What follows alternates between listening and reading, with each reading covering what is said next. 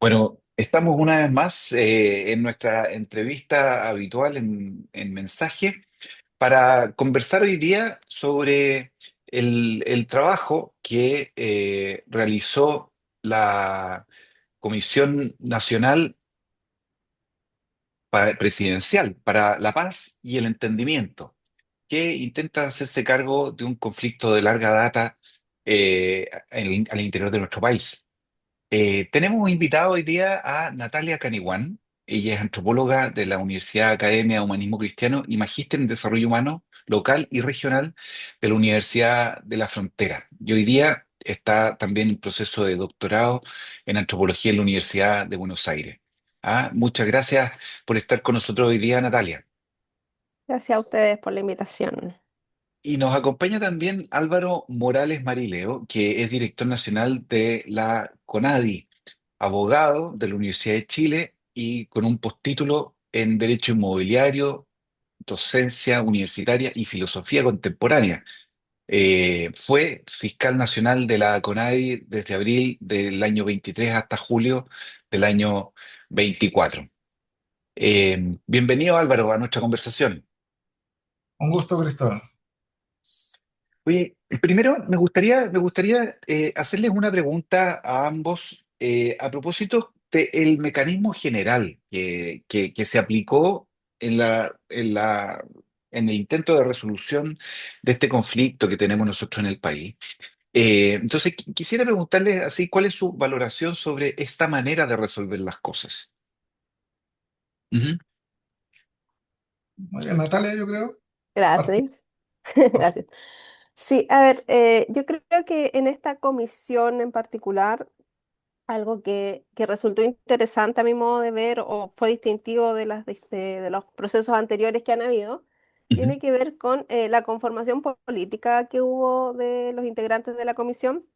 Bueno, toda vez que nace en el contexto de un acuerdo transversal de los partidos políticos que tienen representación parlamentaria actualmente, lo ujú, que lleva a que entre los integrantes tengamos esta gama de comisionados desde la centro izquierda hasta inclusive la derecha más conservadora, que creo que no se había dado esa transversalidad, más allá de que sabemos que hacia el final hubo tensiones, no hubo la unanimidad esperada, pero creo que eso sí cambia respecto a las comisiones anteriores, que más bien lo que hacía era, según el sector que la convocaba, a la vez ellos llamaban a los que eran o académicos o políticos o representantes de sus sectores, más que tener esta amplitud. Yo creo que eso ha sido interesante.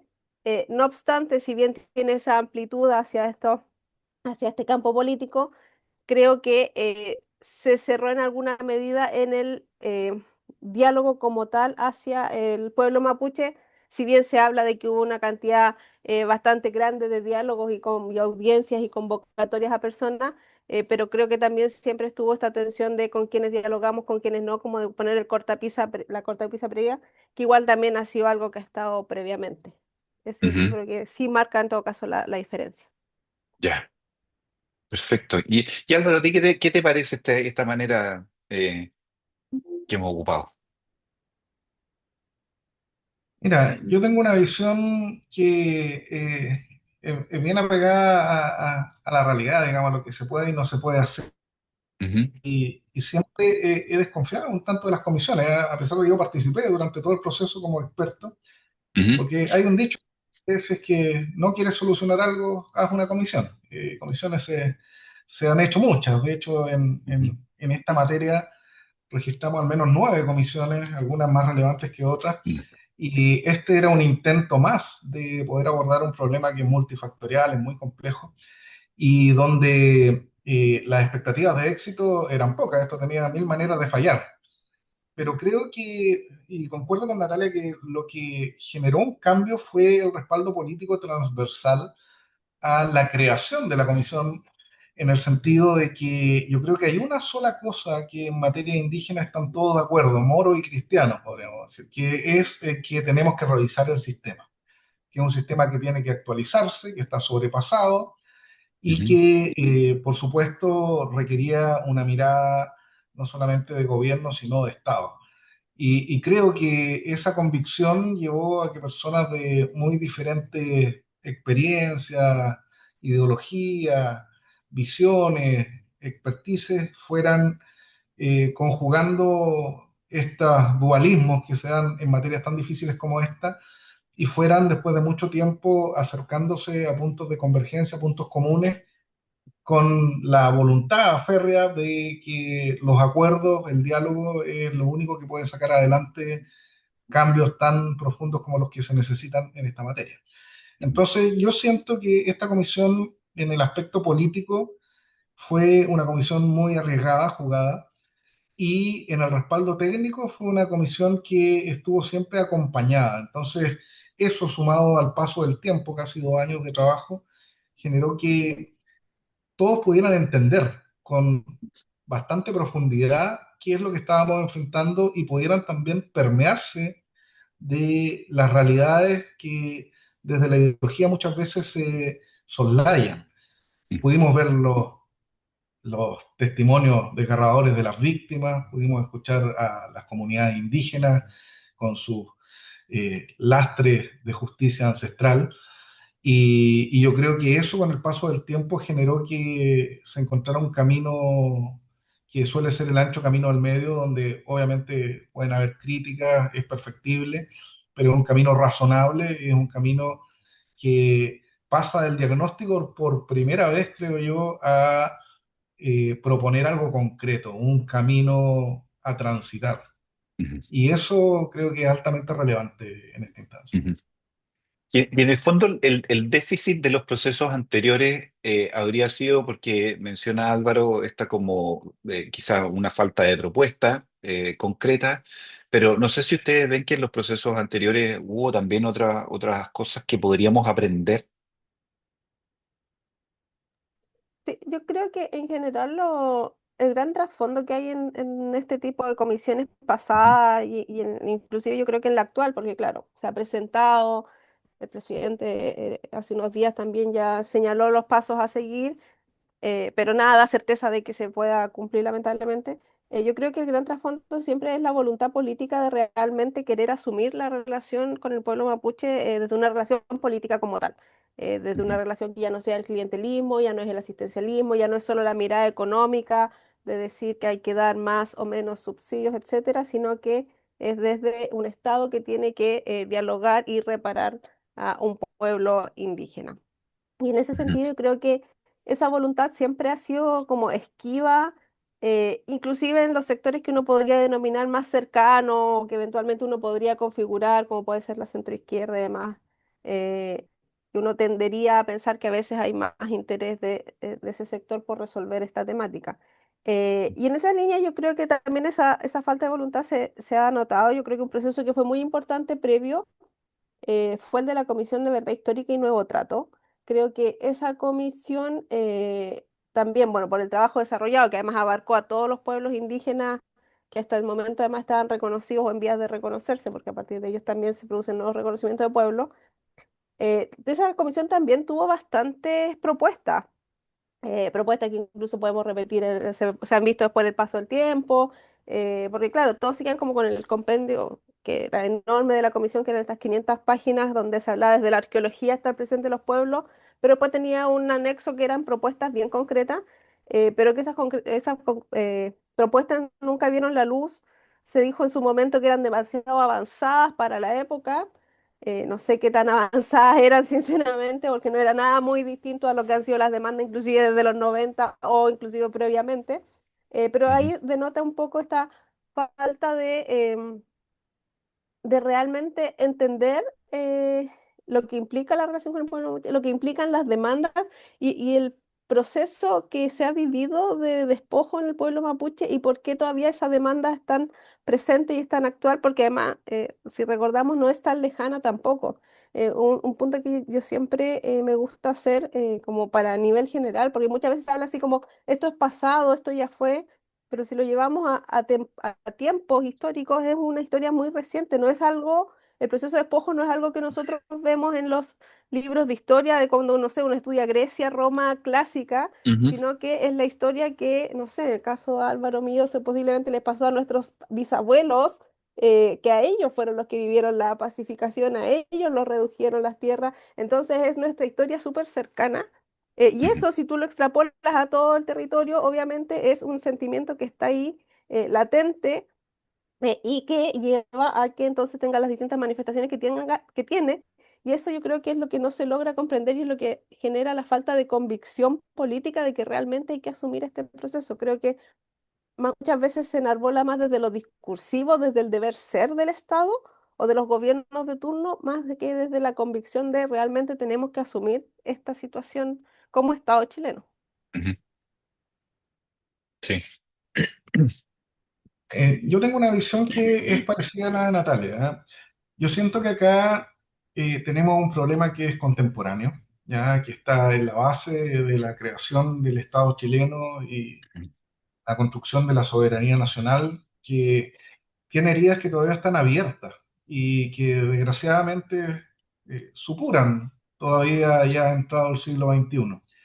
Y en ese contexto, siento que la sociedad chilena ha ido transitando por diferentes estadios y esos estadios partieron otrora con, obviamente, la negación de lo indígena hasta ir transitando ya en el siglo XX a una, un reconocimiento con necesidad de homologación a una identidad nacional y una transculturización que es bastante gruesa, que generó, obviamente, que la identidad, la cultura y la cosmovisión se vieran seriamente comprometidas. Y luego ya durante dictadura, derechamente, una voluntad de, de aniquilación de lo indígena desde lo jurídico, desde las categorías de reconocimiento formal, que prácticamente fue exitosa si no fuere por el tránsito a la democracia y la ley indígena que surgió de demandas que vinieron desde los territorios, no fue una voluntad del Estado, sino fue una presión de los movimientos indigenistas de la época. Y en ese sentido, lo indígena ha sobrevivido porfiadamente en nuestra sociedad para, siento yo, principalmente en el siglo XXI y post-convenio 169, de cierta manera, adquirir un estadio de madurez donde lo indígena propio de la identidad personal y luego comunitaria empieza a aflorar nuevamente porque de cierta manera por los cambios sociales empiezan a caer las barreras de discriminación y racismo, no totalmente, pero sí de manera significativa, y se permite que se levanten los indígenas nuevamente con motivo de orgullo. Y eso ha ido cambiando, ¿eh? Yo quiero colocar una cifra. Entre el censo 2002 y el censo 2017 se pasó de 4,6% de la población chilena autoidentificada indígena a un 12,8%. Por lo tanto, hay un cambio muy significativo durante los últimos 20 años. Y siento que eso nos llevó a estadios donde había que revisar con otros ojos lo indígena dentro de nuestro ordenamiento formal como sociedad. Y está ahí el experimento fallido de la Convención Constitucional, que la primera era muy indigenista, y luego el resabio ahora en la Comisión Paz y Entendimiento, donde siento yo que se mira de manera distinta, más abierta, más resolutiva, con un apego mayor al estándar internacional que lo que fueron comisiones anteriores que se quedaron en gran parte en el diagnóstico. Y esta comisión en particular, el presidente la planteó y la solicitó como una comisión que propusiera, recomendara caminos de salida. Yo siento que el diagnóstico se agotó en la Comisión Verdad Histórica y Nuevo Trato. Es como el informe Valech de la materia indígena. Está todo ahí, la verdad. Ahí está la historia que se había soslayado. Y esta comisión no inventó la rueda de nuevo, simplemente se enfocó sobre ese diagnóstico, a asumirlo y a pasar a ver el funcionamiento de la institucionalidad y de la realidad de la cuestión indígena durante los últimos 30 años para ver cómo buscar caminos de salida que nos pudieran hacer avanzar. Así que yo siento que en ese sentido, la gran ventaja de la comisión fue ese aspecto orientado al resultado, orientado a abrir vías, y segundo, la conformación política transversal, porque sabemos en Chile, y eso fue el problema de todas las comisiones anteriores, que los informes son muy sesudos, pero Ujú. desgraciadamente la voluntad política de implementarlo es cero. Hoy Ujú. día eso se ha visto, ha cambiado y eso es muy positivo y hay que seguir esa vía. Ujú. Y una pregunta, porque a propósito de lo que veníamos conversando recién, en el informe hay un diagnóstico respecto de la historia y el trabajo previo, que es la institucionalidad previa que estaba creada. ¿Ustedes comparten el diagnóstico que hace la comisión sobre esas deficiencias institucionales que teníamos?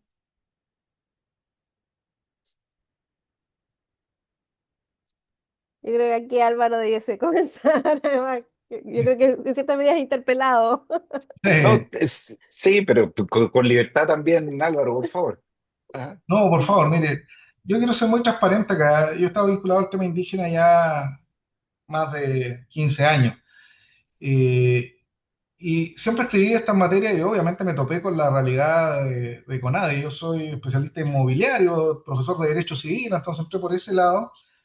Y cuando uno se pone a revisar estos temas se da cuenta que le faltaba una maduración enorme, que es por falta de Ujú, atención de la doctrina. Desgraciadamente eso conlleva también una jurisprudencia muy dispersa y donde la mayoría de los temas se abordaban desde los derechos humanos y no desde las perspectivas más administrativas, civilistas, que es el ajá, aparataje y los fierros duros del Estado, en definitiva. ujú, Y en ese sentido, eh, yo le di muchos palos a Conadi antes de llegar acá, ¿ya? Muchos. Y vaya que era fácil. Pero debo decir que sentado acá ya con más de 2 años de CONADI, que es una institución compleja, es una institución con muchas presiones, que tiene un trabajo diario muy contingente, intenso. Siento que CONADI hace todo lo que puede con lo que tiene y que ujú, en definitiva el diagnóstico de la comisión en ese sentido es correcto. Yo quiero ser infidente acá, ¿ah? Yo estuve en todo el proceso. La primera vez que nos sentaron, porque fuimos los primeros citados, por supuesto, en la comisión, fueron muy duros con nosotros. O sea, Conadi parecía ser la causa de todos los problemas de la Araucanía y Biobío de los Lagos. Y luego, a medida que fuimos entablando diálogos, entrando en los números, viendo las herramientas que teníamos, las capacidades orgánicas, operativas, fuimos llegando a un convencimiento de que efectivamente el Estado le colocó una mochila a esta institucionalidad ujú, que se tornó demasiado pesada para la columna vertebral que le dio. Y en ese sentido, la CONADI en este informe no desaparece, que fue la primera idea. Cuando nosotros nos sentamos ahí, esto desaparecía, ¿ya? Y al revés, se respalda en su trabajo técnico y se le agrega un ecosistema institucional que permita fortalecer esa columna vertebral, que es en definitiva la llamada a operativizar las políticas públicas indígenas. Y yo ujú, siento que en ese sentido la CONADI sale bien parada. ¿Por qué? Porque se reconoce la falta de atención del Estado en esta materia tan compleja y, en segundo lugar, se respalda el trabajo que se ha hecho en materia de aplicabilidad de compras, que es algo ujú, muy delicado también, para efectos de poder ver cómo cerramos este sistema de una manera que sea razonable y que permita que todos queden de cierta manera satisfechos en sus demandas en el estadio actual de la sociedad y que por otro lado este mismo sistema permita que estemos mucho más a caballo de los estándares comparados de reparación en una apertura a la diversificación que permita que esto se pueda procesar en menor tiempo y no en los 80 a 160 años que se pronostica con el actual ujú. sistema. Entonces, Ya. yo quiero decir acá algo muy simple. CONADI ejecuta las políticas públicas vigentes. Las políticas públicas vigentes están ancladas en la realidad indígena del año 93, donde 4 pueblos eran los principales. Muchos más eran los reconocidos, pero hoy día tenemos 11. Ya hemos sumado a Ujú, Dieguita, a Changos, a Selman. Y bajo esa perspectiva, desgraciadamente, podemos decir hoy día que CONADE no da abasto para poder cubrir la cantidad de demanda que tenemos en materia indígena y la ujú, diversificación sustantiva de esa demanda, ya no solamente de tierra, sino de desarrollo, de habitabilidad, de urbanismo, de cultura, de identidad, de desarrollo productivo, etcétera. ujú, Entonces, bajo esas perspectivas, la actualización del sistema yo creo que opera bajo un diagnóstico que yo comparto, que es este rezago de la institucionalidad versus la realidad de la demanda indígena y la necesidad de fortalecer la institucionalidad en un ecosistema que además tenga una mirada peculiar. Porque aquí viene el otro punto que yo creo que es clave. La mirada que tienen las políticas indígenas de la ley indígena de 1993 son miradas que están ancladas de muchas maneras el indigenismo de mediados del siglo pasado, en el sentido de que se vea esto como un problema de pobreza y que por lo Ujú, tanto hay que dar las herramientas para que los indígenas se incorporen a la sociedad de mercado. Y hoy día, post convenio 169, que es del año 1989, y con la declaración de los pueblos indígenas de las Naciones Unidas, hemos ido mutando a una mirada que se centra en la cultura y la identidad y donde todas las herramientas son medios materiales para que la cultura y la identidad prosperen y sobrevivan como un patrimonio del tejido social humano que no se puede perder. Es ujú, como cuando se extingue una especie en Australia y todos los biólogos rasgan vestiduras. Acá nosotros hemos ido perdiendo culturas y la verdad es que no hemos movido una ceja frente a esas pérdidas.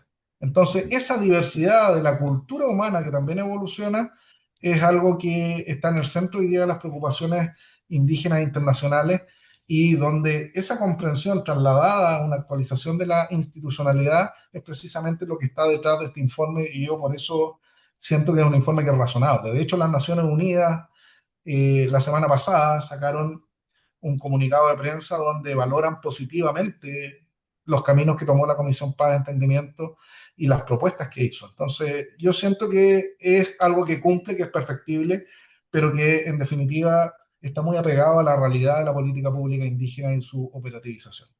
ujú. ¿A ti qué te parece, Natalia? O sea, lo que entiendo aquí que menciona Álvaro es que la CONADI era una institucionalidad que tenía facultades limitadas y también recursos limitados, y además que también el esfuerzo o la demanda se le fue agrandando eh, en el tiempo, con otros pueblos que fue necesario también acompañar. Pero no sé a ti qué te parece, Natalia. A ver, yo creo que desde fuera de Conadi esta vez, Sí, sí, sí. efectivamente, o sea, yo creo que lo interesante es la comisión le puso cifras a, podría decir, una verdad que siempre estuvo, esta idea de que estaba sobrepasada, de que no había claridad respecto por una parte de cuántas tierras se estaban comprando, cuántas era la demanda, como qué es lo que pasaba, siempre existía la nebulosa y te quedaba la sensación de que con nadie no se la podía, más allá de las distintas razones que pueden ser efectivamente estructurales y de otro tipo, pero yo creo que eso sí es importante que le puso estas cifras y las acotó.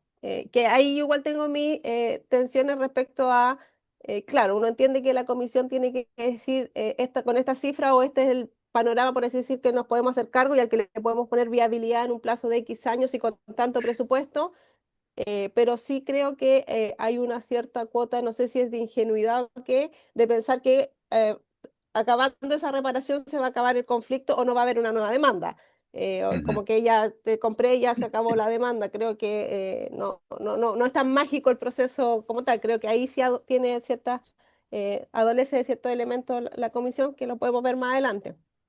Eh, pero en el tema de la CONADI, entonces, creo que creo que hay varias cosas. Por una parte, claro, el contexto en el que se crea 30 años atrás y que también lo que inclusive en su nombre lo dice, la Corea estaba pensado como una corporación de desarrollo. O sea, lo que bien decía Álvaro, este modelo asistencialista económico, porque el gran diagnóstico que yo creo que en cierta medida todavía hoy se sigue manteniendo cuando vemos que están programas como el Plan Buen Vivir, el Plan Araucanía y del origen y todos los que se han sucedido, que es que el problema mapuche y el problema indígena en general es un problema de pobreza, entonces yo tengo que inyectar recursos y que esta comisión también tiene toda una línea de más inyección de recursos y que creo que lo que sí quizás se puede extrañar es qué ha pasado con todos los recursos que se han invertido en el tiempo. O sea, veamos la inversión grandísima que hizo Orígenes con este préstamo del BID, que no terminó en nada y terminó en lamentables historias, hoy día ya tragicómicas, de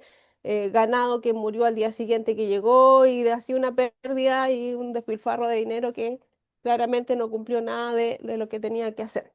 mm, Entonces creo que el trasfondo nuevamente, más allá de con nadie, tiene que ver con qué estructura bajo qué estructura estamos pensando la relación con los pueblos indígenas. de desarrollo económica y entonces solo entregamos tierras productivas o nos abocamos a la tierra productiva o estamos hablando en lenguaje de derechos, que yo creo que es lo que nos se ha dado en el tiempo y que tiene sus correlatos en las distintas prácticas que ya se han ido mencionando acá. Entonces, creo que en ese marco claramente está sobrepasada porque finalmente Conadi, insisto, desde fuera, nunca he trabajado dentro de Conadi, así que puede también tener quizás desconocimiento de cosas, pero desde fuera lo que uno ve es que Conadi finalmente es una suerte de caja pagadora o un órgano más dentro además de un mercado inmobiliario que se gestó a partir de esta lógica, de esta eventual política de tierras que se le ha llamado, que no sé si da para política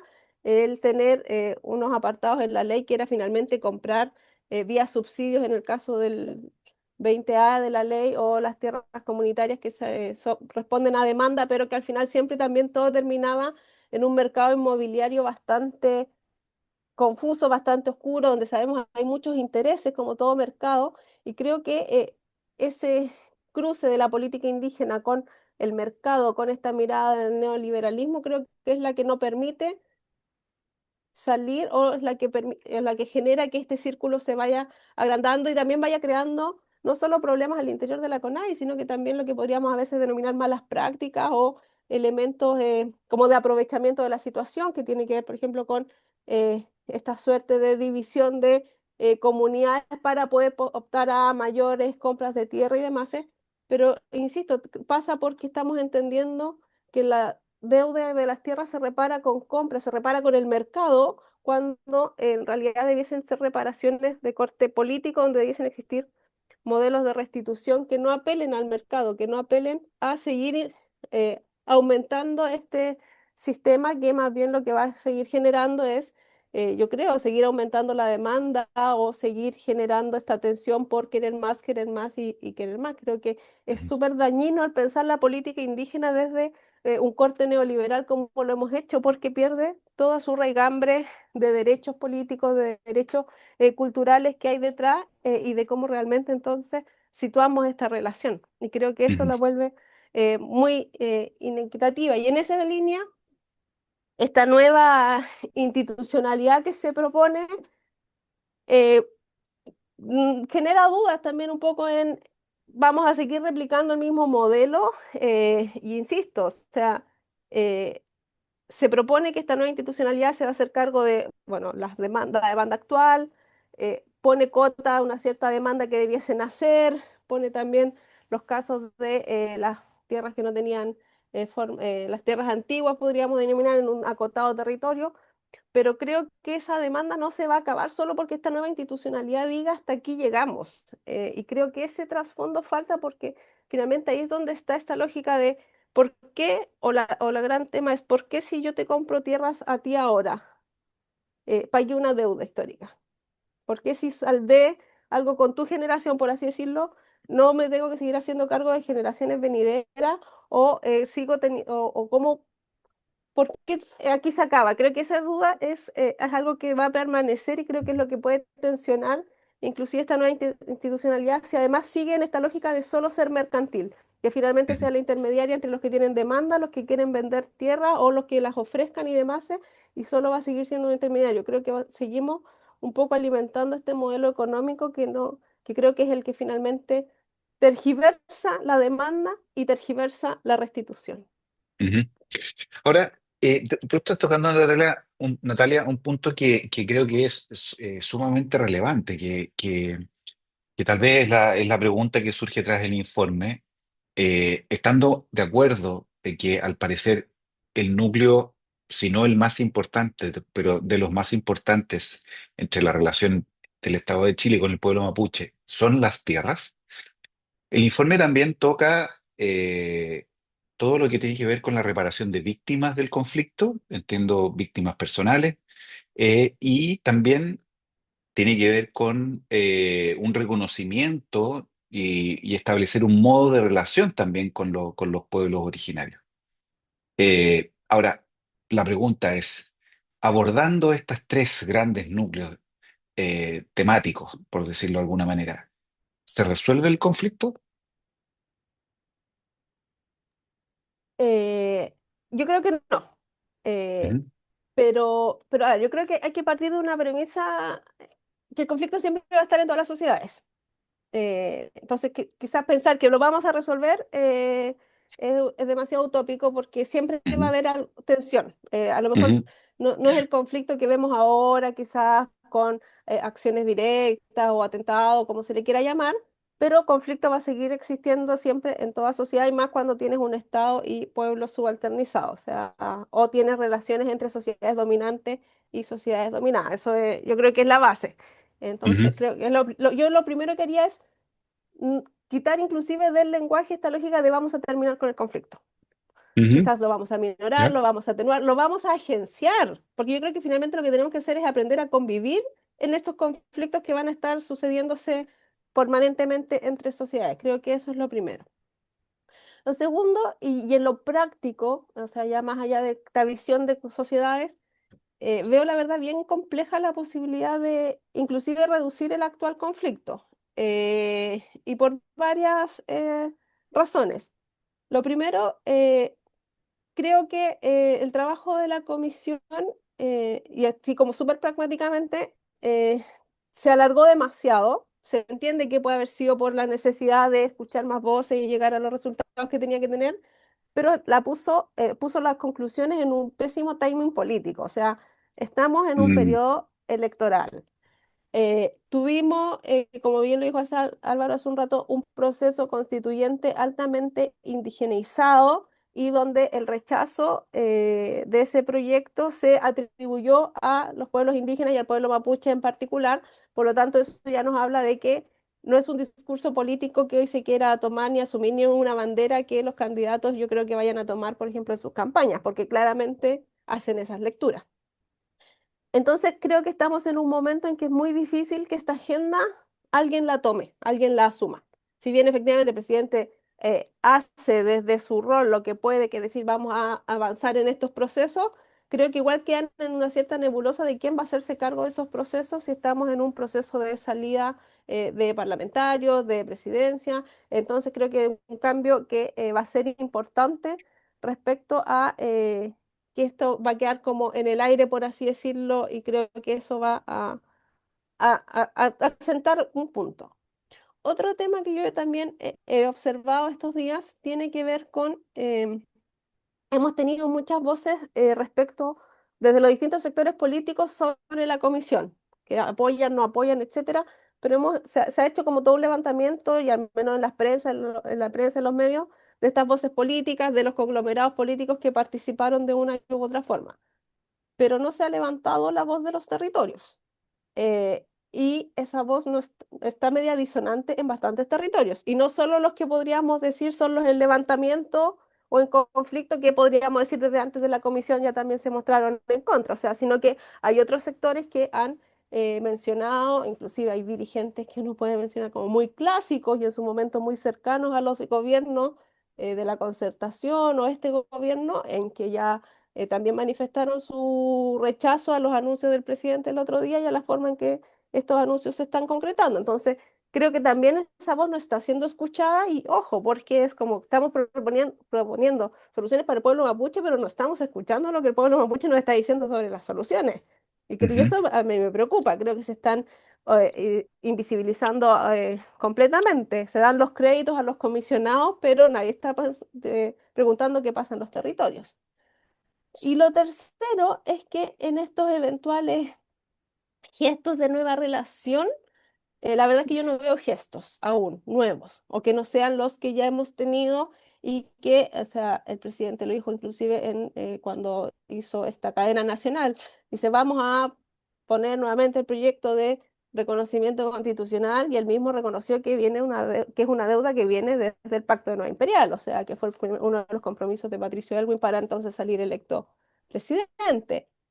Pero la lógica de la relación no cambia, continuamos con la militarización en el territorio, militarización más extendida en el tiempo ha sido en este gobierno, o sea, es como cómo cambió la relación si no he cambiado nada de lo que yo mm, digo que debe cambiar para que haya diálogo, para que hagan ya nueva relación. Entonces, creo que va a quedar lamentablemente más en titulares pero que dentro de pocas semanas posiblemente va a ir desapareciendo, porque inclusive hay un tema súper pragmático nuevamente. Estamos en periodo de campañas primarias por un sector, tenemos otro sector con sus campañas presidenciales, y ninguno en sus partidas programáticas está mencionando el tema indígena. Entonces, no es parte de la agenda que se viene a discutir tampoco. Y si no está en la agenda de los que son candidatos presidenciales, yo creo que mucho menos va a estar en las otras agendas de las elecciones, porque se sabe que no es lo popular en este momento y hay que ser realistas políticamente. Si no está en la agenda política, la verdad es que es muy difícil que alguien vaya a querer ponerlo o llevar esa bandera de lucha. Ujú. ¿A qué te parece, Álvaro? Sí, yo creo que Natalia tiene varios puntos, ¿ah? De hecho, bueno, los comparto. No es el mejor timing para presentar el informe. Ya yo creo que eso es de perogrullo, cae de cajón. Sin perjuicio de ello, claro, la verdad es que en materia indígena, si uno se vuelve al pasado y ve las diferentes formas en que se ha abordado en diferentes épocas el problema, bueno, la verdad es que nunca ha sido un buen momento. Ya es algo que no ha cambiado porque es un tema difícil, es un tema que preferimos como sociedad barrer bajo la alfombra. Y es un tema que ocurre allá en el sur, ¿ya? Y sabemos que la política y el Estado se lleva desde Santiago. Entonces hay mucha desafección respecto a la temática indígena y los problemas que se han suscitado acá en las cuatro regiones, que permea el ámbito político y que por supuesto lo condiciona, especialmente cuando hay que buscar el voto, la popularidad. Estos temas difíciles son complejos y desgraciadamente se soslayan y eso es un tema, es un punto. El asunto es que aquí cualquier gobierno que asuma la testera va a tener que convivir con esta materia. Y hemos visto que esto se ha ido complejizando y desgraciadamente desde diferentes miradas políticas hay diferentes abordajes y herramientas que se han mostrado insuficientes. Entonces es un tema que por más que borramos debajo de la alfombra, desgraciadamente va a estar ahí. Y eventualmente vamos a tener problemas gruesos que van a obligar a tomar soluciones y vamos a tener que hurgar en el cajón de las comisiones para ver cuál de ellas tenía una mirada más razonable respecto al camino de salida. Entonces yo siento acá que el conflicto que existe, que está en la raíz de la creación del Estado, de la unidad nacional y de la identidad como chileno, es un conflicto que va a pervivir por mucho tiempo, hasta que la sociedad se autoasuma, obviamente, en esta condición mestiza y sus raíces indígenas. Y en ese contexto, siento que la comisión encuentra un punto, que es el punto de la necesidad de buscar un camino de salida ante esta realidad que ya después de que la podemos estudiar la asumimos como casi irreductible. Y ese camino de salida, yo insisto, y creo que acá Natalia tiene también un punto, no va a borrar el conflicto. Esta es una manera de poder tratar el conflicto que existe y poder administrarlo. Es una obligación de medios más que de resultados. Y yo siento que esta comisión ha colocado sobre la mesa, con la mayor cantidad de información disponible en los 31 años, algunas vías y algunos caminos que son bastante razonables y que pueden ser compartidos transversalmente en materia política. El tema de esto es que, evidentemente, como bien dice Natalia, acá estamos hablando respecto de un pueblo que tuvo participación, pero no ha tenido lo que el convenio 169 llama la consulta respecto a esto que los atañe directamente. Entonces, ahora viene ese proceso, se inicia en julio y esta sería la primera comisión cuyos resultados se someten a consulta indígena. Y eso creo yo que es un salto ya de la teorización a la práctica y denota una voluntad política, al menos de esta administración, que no se había dado antes y que es inédita. Y lo que salga de la consulta indígena va a dibujar o desdibujar estas recomendaciones, porque como bien dice Natalia, el pueblo mapuche es muy diverso en sus posiciones, en sus pareceres, y esa diversidad es lo que lo ha protegido de desaparecer en muchos conflictos anteriores y esa diversidad es un patrimonio que se manifiesta cuando uno baja a territorio a ver temas tan complejos como este. Y es algo que nos vamos a encontrar, es un paso difícil y es un paso que es necesario. Y ese paso necesario nos va a permitir, cuando terminemos esta consulta, ver en qué quedamos. Si es que esto no flota en los territorios, no se puede avanzar. Pero si llegara a flotar con los téngase presentes y además con las indicaciones que surjan, tiene que pasar luego al ámbito legislativo y ahí yo siento que la responsabilidad vuelve a ser de nuestros representantes. Y es una responsabilidad respecto a un tema que se le ha sacado el cuerpo mucho tiempo y donde en algún momento vamos a tener que enfrentarlo.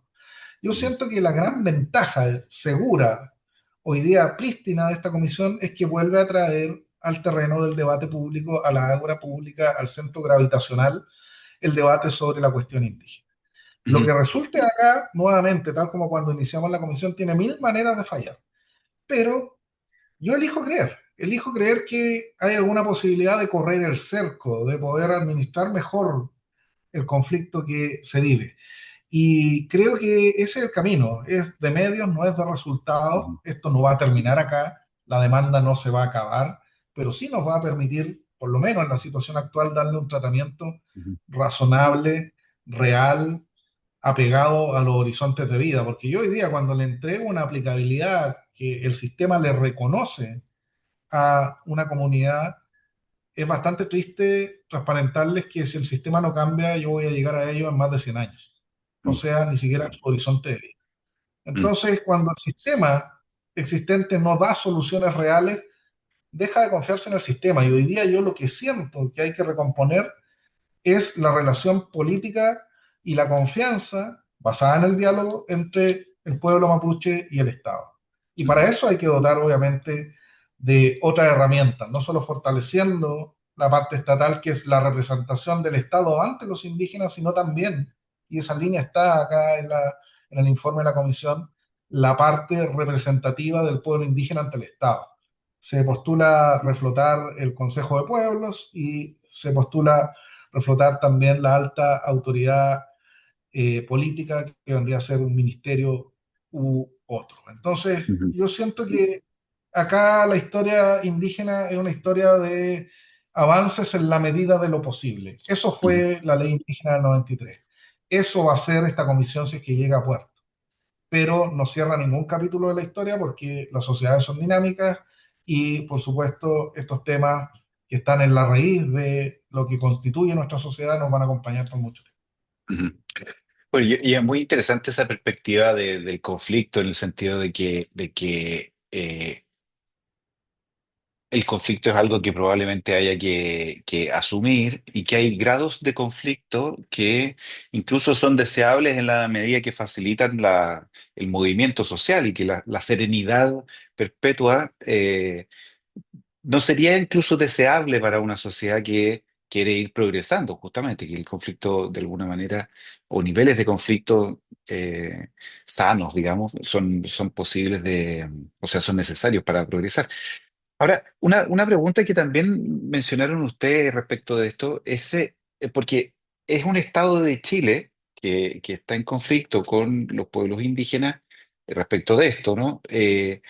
Que es un estado que tiene una democracia representativa, con organismos, elige representantes o designa personas que representan al Estado con pueblos indígenas que no solo son 11 pueblos diferentes, sino que además internamente tienen comunidades distintas, ubicadas en contextos diferentes, y que no necesariamente tienen una estructura representativa, eh, donde se nombra a una persona que va a la negociación y que negocia en nombre de todos. ¿Ah?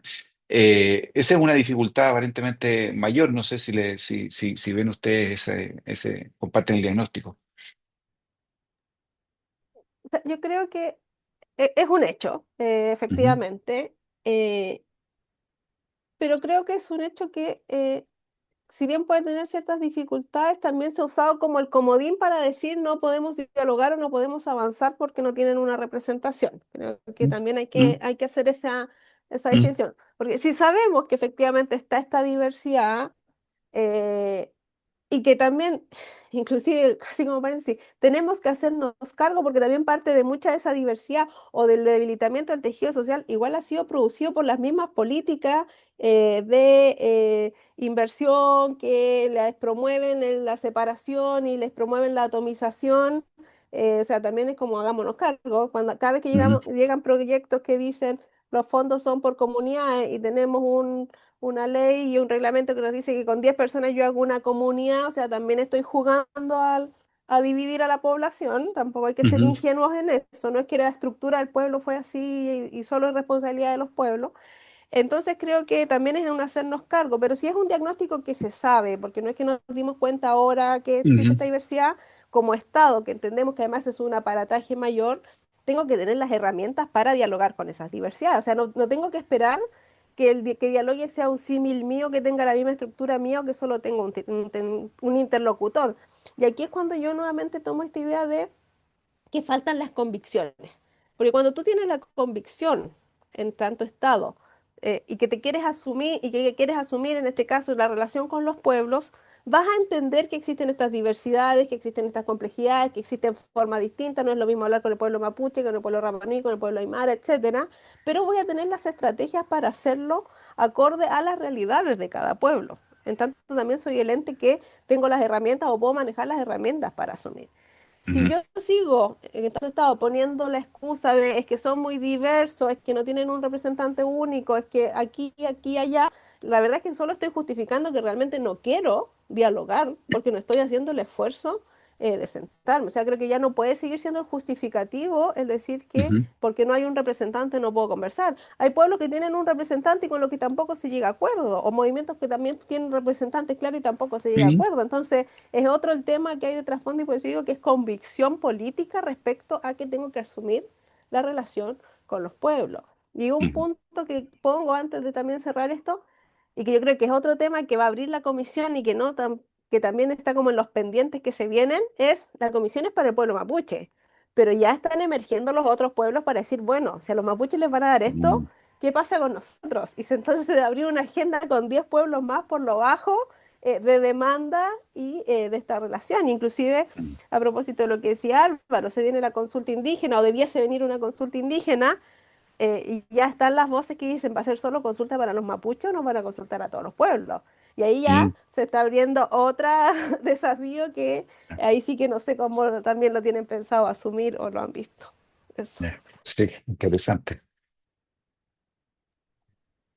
Sí, yo quisiera relevar en esta materia que efectivamente el diálogo es la única posibilidad de avanzar. Yo creo que es de perogrullo, pero hay que decirlo.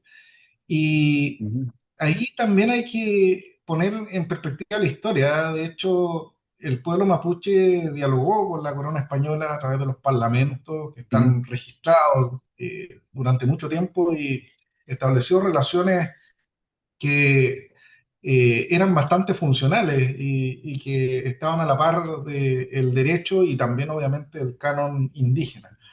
El Estado de Chile también lo hizo, de hecho, bueno, el tratado que está cumpliendo 200 años ahora está Tapigüe, no es el único, pero es el más famoso.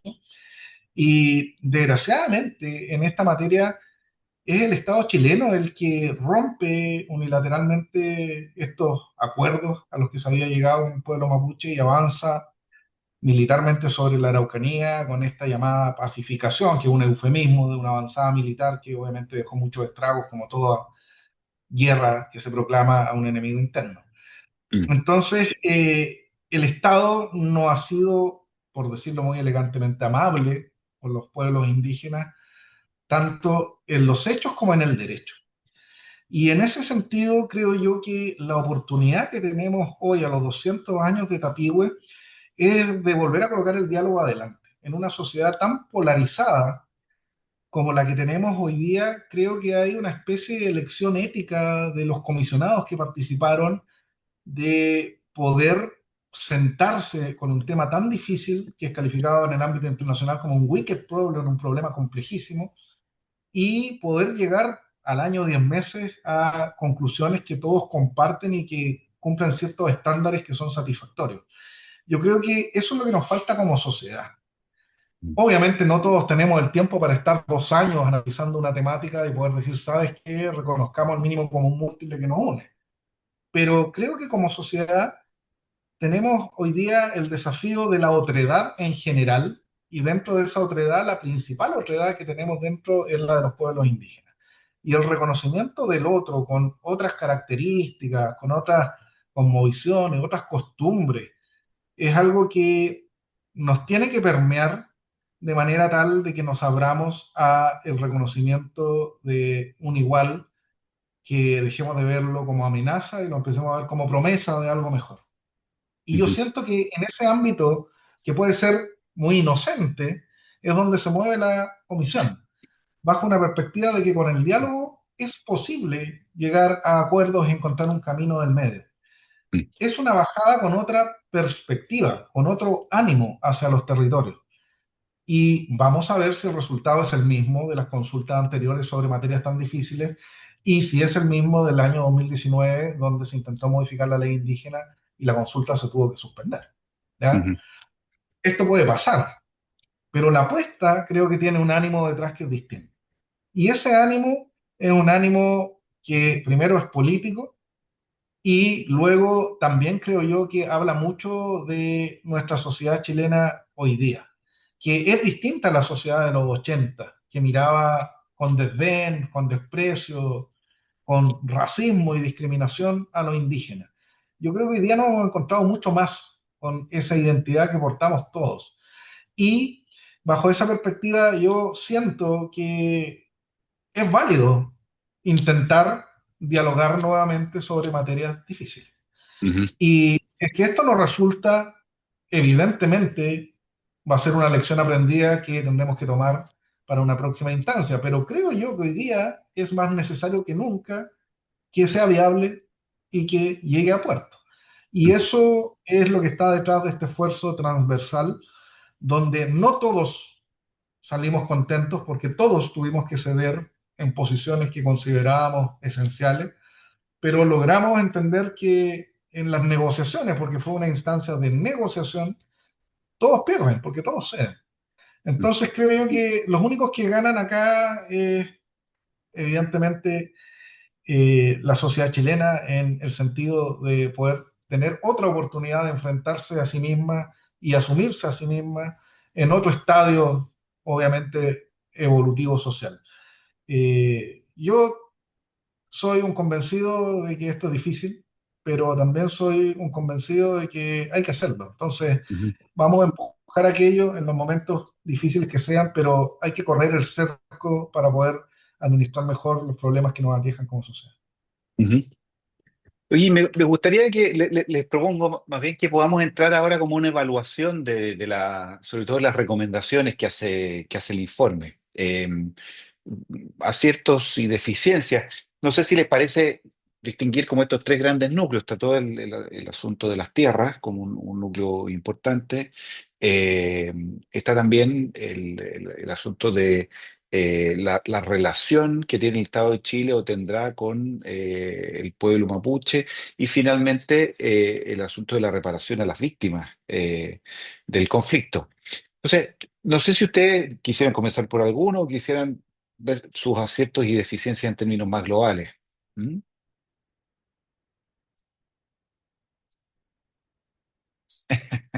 Aparte de Natalia. Yo siento que hay un acierto en la mirada, ¿ya? Ujú, Yo creo que hubo una buena lectura de la Comisión Verdad Histórica y Nuevo Trato, que es un trabajo que yo valoro mucho, ¿ah? Yo invito a cualquiera que quiera adentrarse en las complejidades de la materia indígena que lea esas 600, 700 páginas del informe de Verdad Histórica y Nuevo Trato, que te cuentan la otra historia, una historia que no nos gusta, pero que está ahí y que tiene que ver mucho con lo que hoy día vivimos.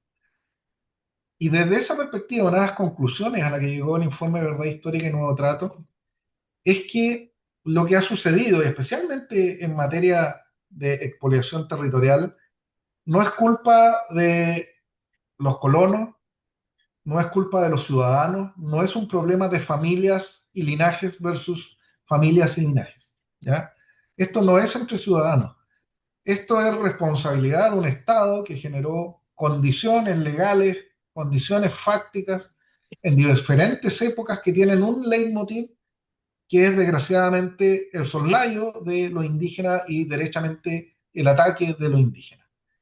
Y bajo esa perspectiva, la Comisión Verdad Histórica y Nuevo Trato nos habla de una responsabilidad estatal que debe asumirse por los hechos que nos han antecedido y que es una responsabilidad que se da por acción y por omisión, por lo que se ha hecho y por lo que se ha dejado de hacer.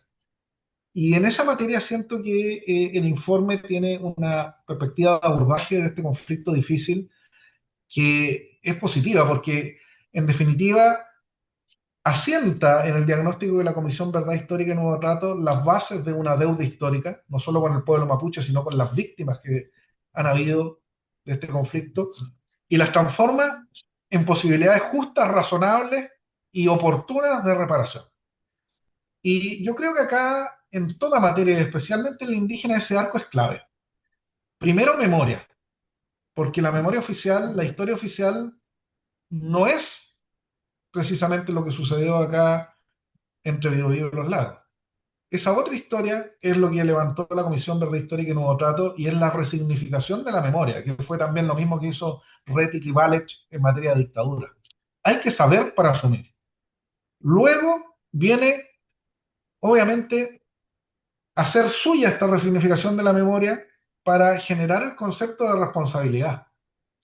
Y esa responsabilidad, el reconocimiento de la misma es el segundo paso, pero no basta si no se transforma en mecanismos de reparación adecuados. La justicia, que solo trae responsabilidad y no trae reparación, no es justicia. Tiene que haber responsabilidad y reparación. Ese camino de la responsabilidad y la reparación es el que transita hoy día la Comisión para la Paz y el Entendimiento.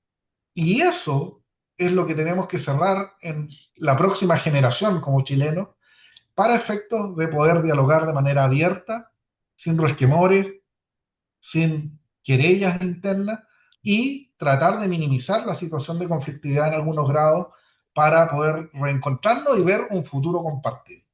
Yo siento que ese arco es una mirada político-sociológica que acierta la comisión y que hace avanzar desde la resignificación de la memoria a la justicia, dígase responsabilidad de reparación. Lo que venga después en materia de las generaciones futuras, y yo espero que sea positivo. Pero este camino de responsabilidad de reparación tenemos que avanzarlo. Y acá hay una posibilidad de avance cierta. Entonces yo valoro en ese ámbito general el informe de la comisión, sin perjuicio que, como digo, también soy un insatisfecho en muchos temas que yo mismo quisiera posicionar y no quedaron ahí, y que fueron Ujú. parte, obviamente, de la negociación que hubo dentro de la comisión para poder aunar criterios. Natalia, quizá podríamos comenzar como por los aciertos, entonces, ya que Álvaro nos introdujo en eso. Wow, es que yo no sé si tengo muchos aciertos. Bueno, siempre, está bien. O sea, creo, insisto, como le dije hace un rato, claro, quizá lo que yo rescato de la comisión tiene que ver con estas cifras que puso, con dimensionar esta nebulosa que sabíamos que existía en torno a las tierras, pero que no teníamos claridad. Eso yo creo que se agradece y es necesario pensando en política pública y en cómo pensar un camino a seguir. Eh, pero creo, lo que me pasa con la comisión es entendiendo que necesite ser realista y porque obviamente necesitamos cosas concretas para avanzar, pero creo que también a la vez no toca trasfondos o temas estructurales que son los que además van a seguir manteniendo situaciones, llamemos de conflicto, tensión o inclusive de rezago del territorio.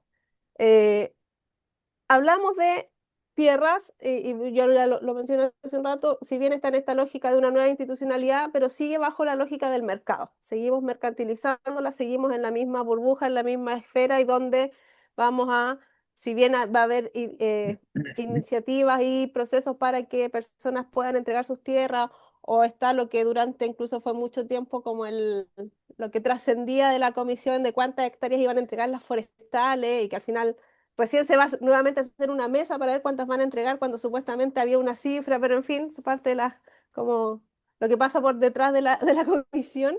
Eh, Ujú.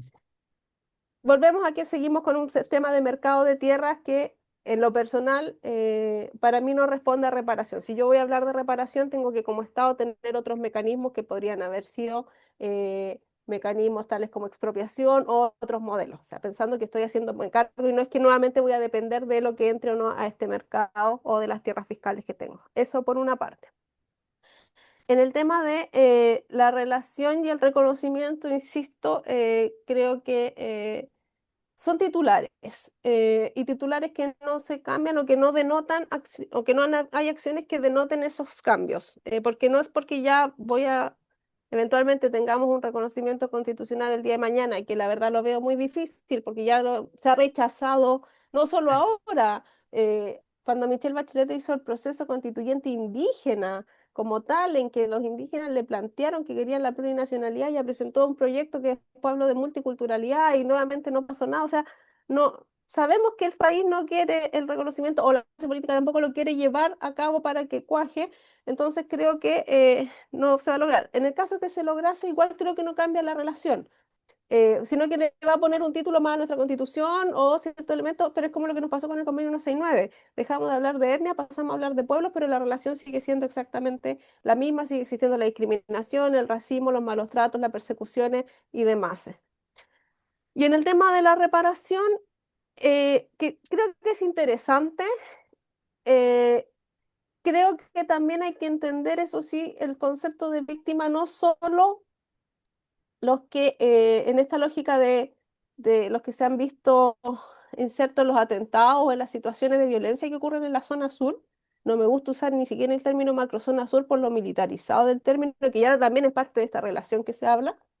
Eh, pero creo que hay que entender que aquí las víctimas no son porque tenemos caricaturescamente mapuche contra colono o este con esto otro, sino que son víctimas de una ausencia de Estado o de un dejar hacer del Estado. Entonces, Ujú. también creo que hay que entender esa lógica. Yo no soy víctima porque me atacó un mapuche, me atacó un colono, me atacó alguien, sino es porque el Estado no se está haciendo cargo de esa convivencia que tiene que existir en la zona sur. Entonces, creo que también hay que tener cuidado porque si no, nuevamente con esa lógica de esas víctimas vamos a nuevamente tensionar y crear dos actores que van a estar más en oposición en el territorio que eventualmente avanzando hacia una buena convivencia y demás.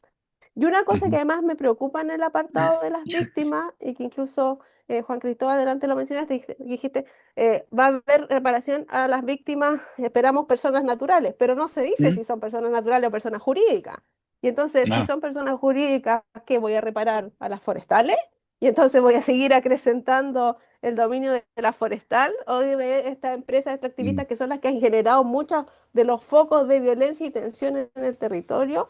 Y ahí viene mi gran trasfondo, es siguiendo con una lógica mercantil, siguiendo en esta lógica de crear víctimas, porque entiendo que hay dos grupos en oposición y no que es el Estado el que está generando el conflicto o la tensión, y no haciéndome cargo de la relación entre los pueblos. Finalmente lo que no estoy haciendo es hacerme cargo de la estructura, de la situación de trasfondo que tengo en la zona sur, que es una zona de rezago, porque tengo empresas extractivistas a las que estoy avalando, a las que estoy dejando funcionar y a las que le estoy dando todo para que sigan manteniendo un modelo de empobrecimiento tanto natural del territorio, cultural, identitario y de todo, porque finalmente es ese proceso que está llevando a las situaciones que tenemos. Cuando tenemos estos hechos radicalizados que observamos, no son porque está el afán de querer generar esa violencia, es porque tengo un sistema de explotación que está generando que no tengo agua, que mi familia tenga que emigrar,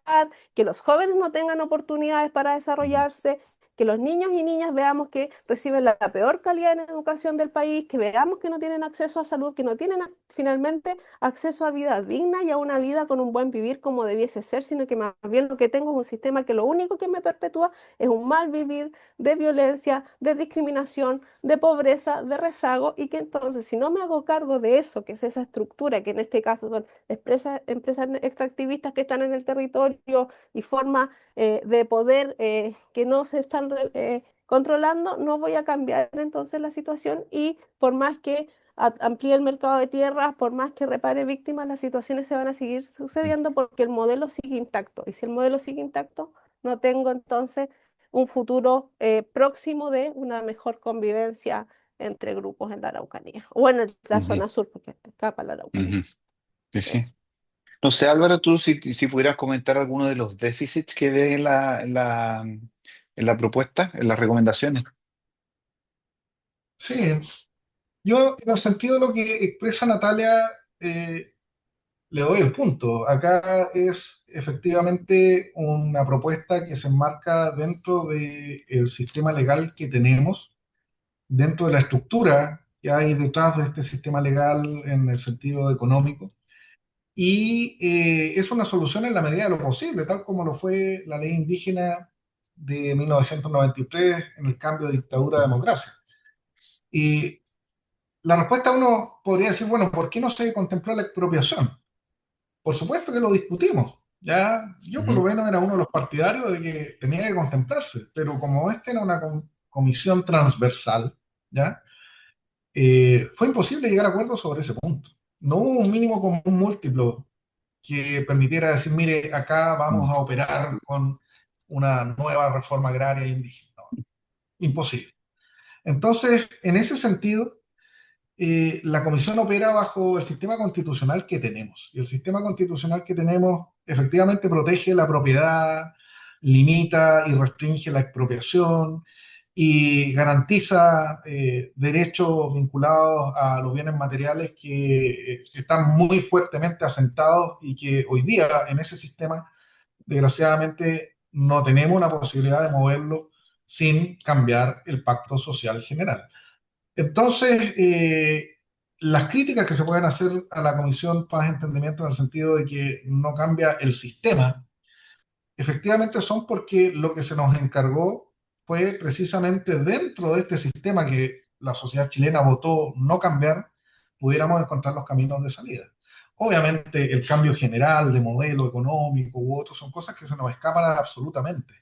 Lo mismo con las materias de seguridad, que no son temas que se hayan tocado en la Comisión Paz y Entendimiento porque obedecen a política pública contingente. Lo que se trató de hacer es encontrar dentro de estas limitaciones una salida que sea mejor que la que tenemos hoy día en la ley indígena, que ya acusa varios baches y como yo dije, Moro y Cristiano estamos de acuerdo en que hay que actualizar. Entonces, en ese sentido, hay que ser realistas. Realistamente es la solución que podemos ofrecer dentro de los parámetros que nos ofrece el sistema jurídico chileno y el pacto social que está detrás. Y si tiene esto, obviamente, un capítulo 2 en algún momento, probablemente podamos hablarlo de nuevo. Pero por el momento es lo que tenemos y hay que respetarlo. ¿Por qué? Porque es parte también de las reglas del juego y de la institucionalidad y del sistema democrático. Entonces, en ese sentido, yo siento que la Comisión Paz y Entendimiento no es una salida tímida en absoluto, ¿ya? Es una salida bastante aventurada, tiene elementos de mercado, la diversificación de la reparación y otros que toman líneas también bien progresistas en materia internacional, como el derecho a la libre y autodeterminación, y que en ese sentido toma también muchas ideas que países más desarrollados han seguido para poder administrar estos temas. Y creo que en los tiempos que hoy día vivimos, con la estructura que hoy día vivimos, es una solución razonable. Es mejor que lo que tenemos, sin lugar a dudas. Es peor de lo que desearíamos, por supuesto que sí. Pero creo que acá hay una metáfora que usaba el comisionado Millabur, que era bien campechana, pero que tiene mucha sabiduría, que es decir, desde la posición que viene él, desde los territorios, evidentemente esto no nos permite llegar al cielo, pero sí nos permite empezar a salir del infierno. Y eso yo creo que ya es bastante para todos los que vivimos acá entre mm, Vigo y Los Lagos. Entonces yo valido y veo el vaso medio lleno en el sentido de que permite avanzar, sin perjuicio que los temas indígenas van a tener desafíos de largo plazo, como bien dice Natalia, hasta que no se regulen, revisen los sistemas que están detrás del pacto social chileno. ujú. Está bien. Oye, no sé si, digo, para ir cerrando, no sé si ustedes quisieran añadir algo que quede en el tintero, que les gustaría quizá reforzar, o tema que no se ha conversado en esta entrevista. No, quizás por mi parte, insisto, creo que falta la voz de los territorios en este Ujú, proceso. Creo que no se ha relevado y creo que es importante porque si no podemos alimentar nuevas tensiones en ese silenciamiento. Entonces ujú, creo que no podemos ser tan obtusos, reconociendo los avances que pueda tener o este diálogo transversal que tenía ujú, la comisión. Hay que también reconocer que es un diálogo transversal de un sector, que es el sector político, pero hay sectores que igual ujú, están fuera y que es necesario escucharlo y especialmente desde los territorios. Eso por mi ujú. parte. ¿Sí? ¿Para ti, Álvaro? Sí, yo creo que esto hay que entenderlo en el arco, digamos, de, de desarrollo como un primer capítulo. La entrega del informe fue efectivamente la posibilidad de que las fuerzas políticas con sustento técnico llegaran a un acuerdo de salida razonable a la posición en que nos encontramos en el tema del conflicto Estado-Pueblo Mapuche, pero es el primer capítulo de una novela que le quedan varios, ¿ya?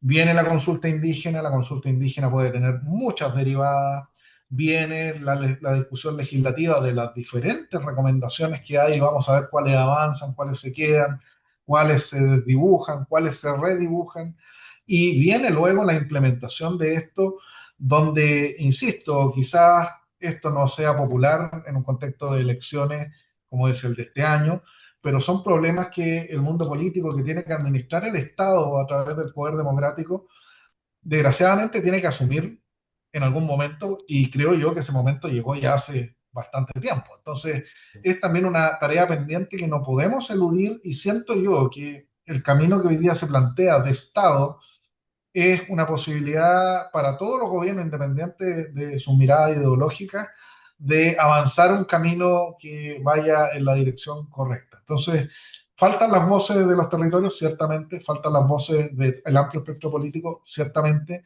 pero estamos en el capítulo uno y hay que pasar al capítulo 2. Yo creo que hay que ver estos procesos paso a paso.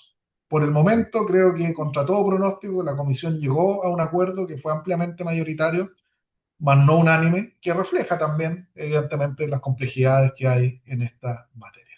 Y eso Ujú. ya es positivo. Así que vamos por el próximo capítulo. Continuará como es. Está bien. Bueno, vamos a ver cómo avanza. Hay hartos temas que el informe deja abiertos, ¿ah? El tema de la representación política del pueblo mapuche. Está también cómo se va acotando la demanda de tierras en el futuro. Eh, bueno, está pendiente también cómo se abordan las víctimas, las personas que han sido víctimas de la violencia estructural del Estado, que han sido también una crítica que ha sonado bastante. Entonces, bueno, primero agradecerles este tiempo conversando con nosotros. Espero que podamos, a medida que esta conversación, este proceso avance, tenerlos otra vez y podamos ir evaluando el segundo, tercer, cuarto, todos los pasos que haya que dar. Les agradezco mucho a Álvaro Morales, Natalia Caniguán, por este tiempo con mensaje.